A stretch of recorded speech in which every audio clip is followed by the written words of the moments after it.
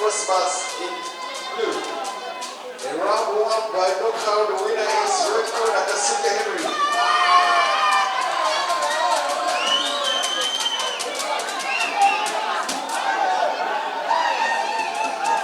That is Ayubu Kaule,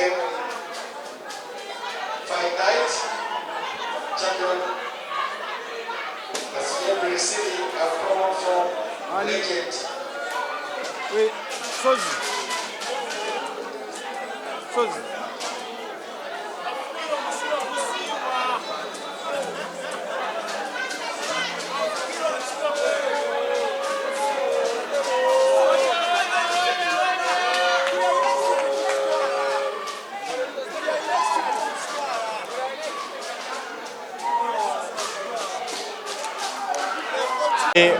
Bannayuganda mwenna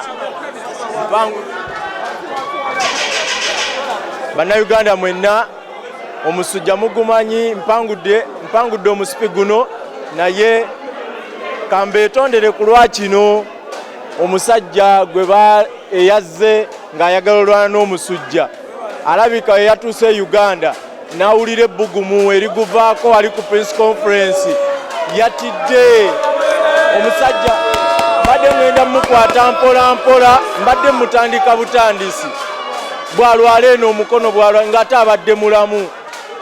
Abantu abo we batyo mwenna abalina ebisipi ndooza mukirabye ekkubo baligudde.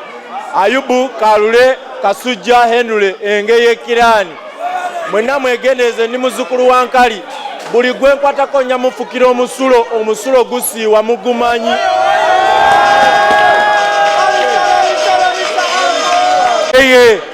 Temuzanyira ku Ngeye Kirani njabba kuba kali akasolo katukula nnyo tekagala akakwatirira era kyekomosi oyitiddeawo bwotyo kuba tofunye chance ekaddugazaako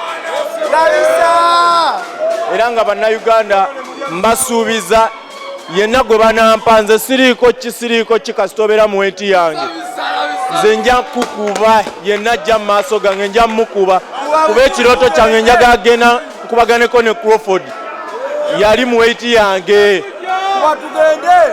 njagala mpanikeko ebisipi 12.